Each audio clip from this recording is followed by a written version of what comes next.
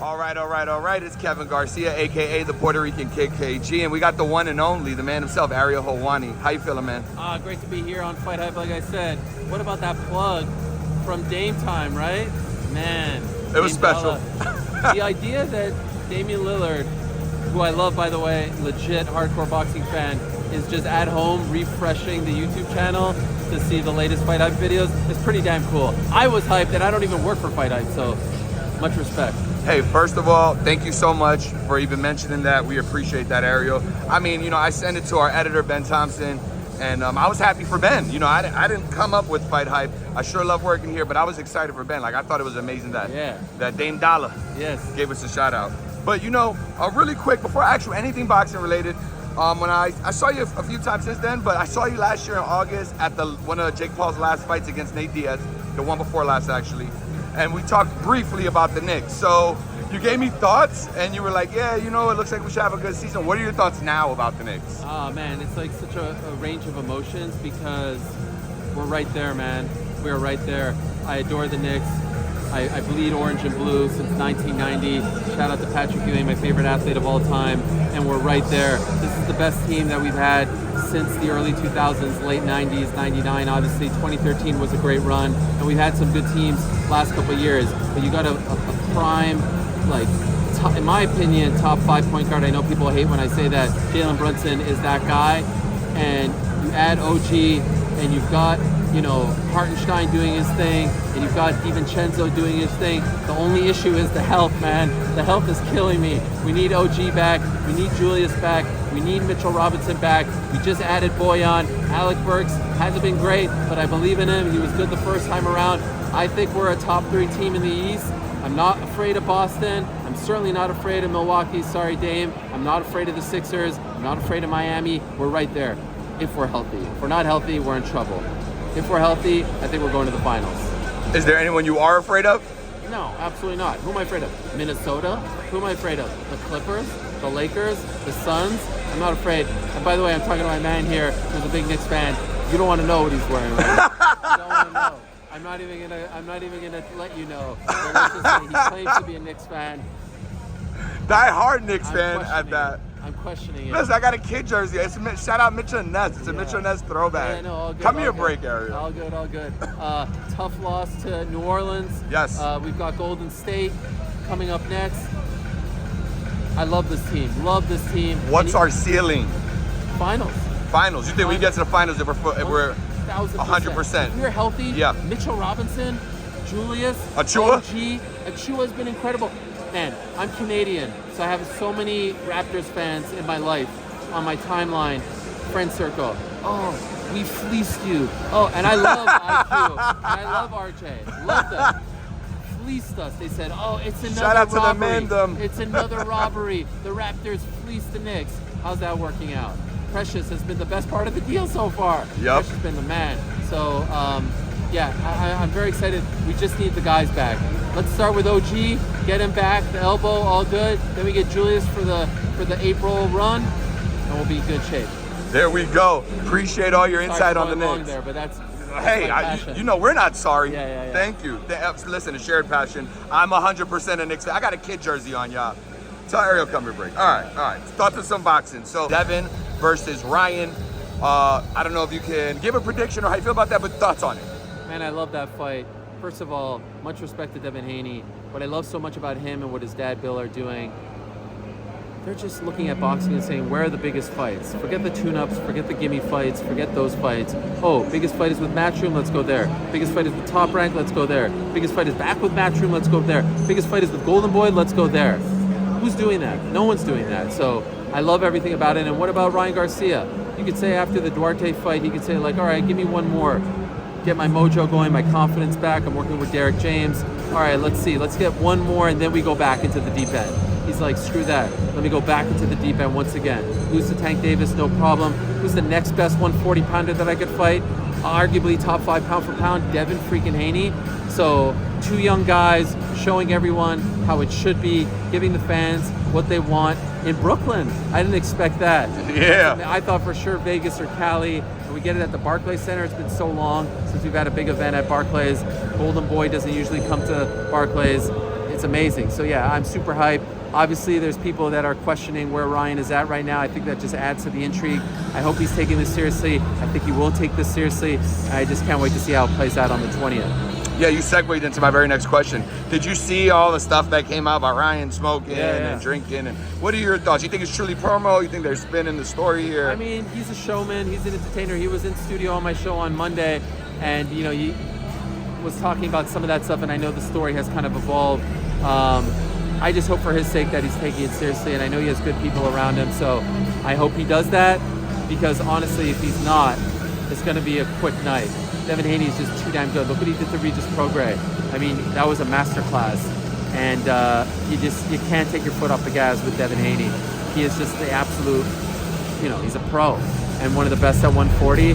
And this would not be a very smart move if Ryan isn't taking it seriously. So, you know, hopefully that's all just for the cameras, for the internet, for social media. But then when it comes down to it, I've been a big fan of Ryan's for a long time, and I thought it was crap that he had to do the rehydration clause BS last year. None of that is a factor here.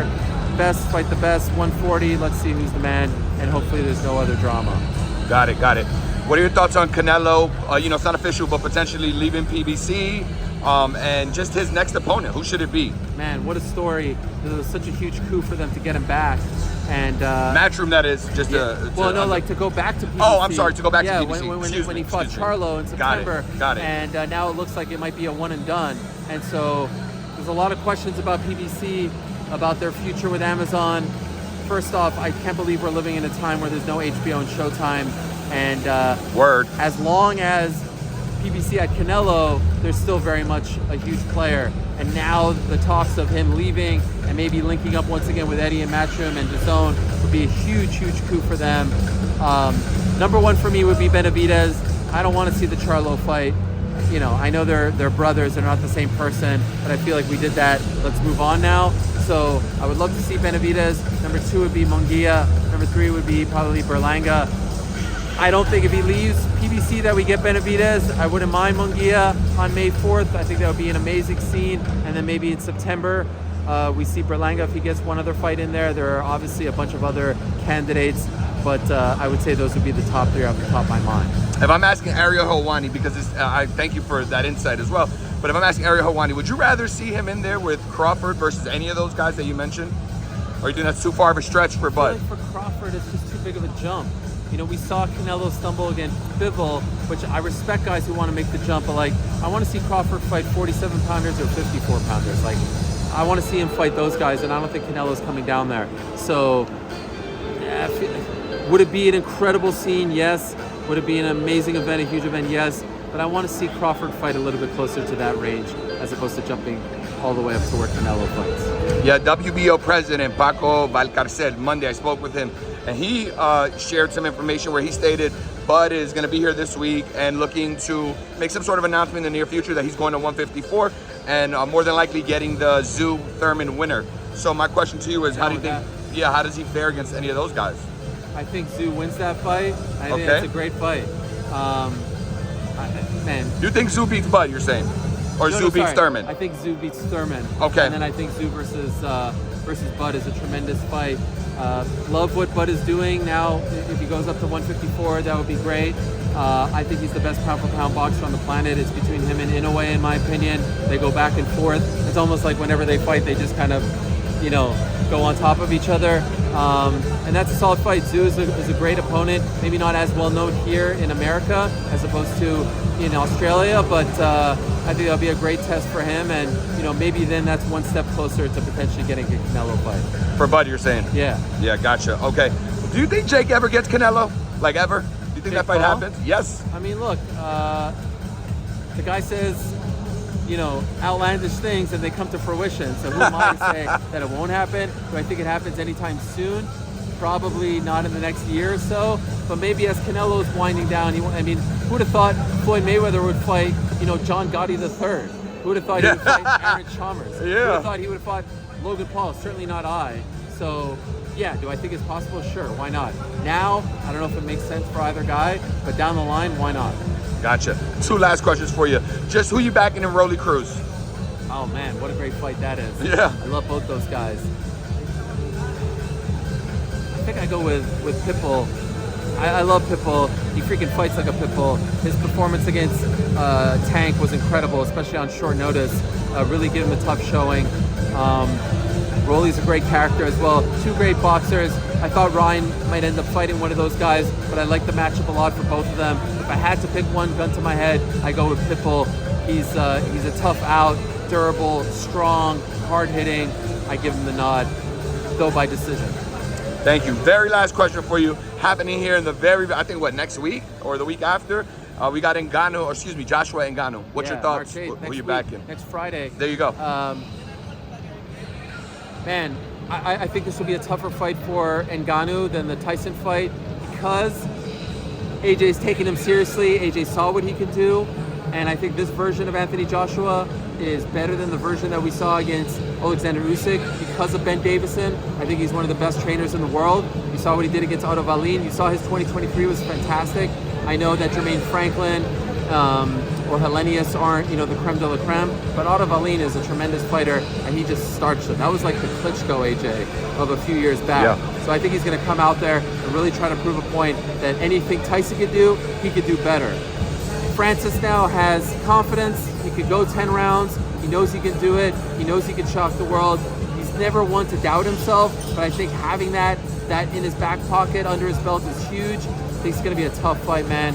Never doubt Francis Ngannou. This guy just makes a habit out of making the impossible happen, and I just can't wait to see it all play out, man. I can't freaking wait. When Francis fought Tyson, I said the next fight that I want to see for Francis was AJ. People said I was crazy. When AJ fought Wallin and Wilder stumbled, and even if Wilder would have won, honestly, call me crazy, the next fight I wanted to see was Francis. People said I was crazy. Now we're getting it. March 8th. Can't wait. There you go. Well, thank you so much for all your insight, Ariel. Appreciate you. I hope to see you again. Go Knicks. Yeah, for sure. This is FightHype. We out.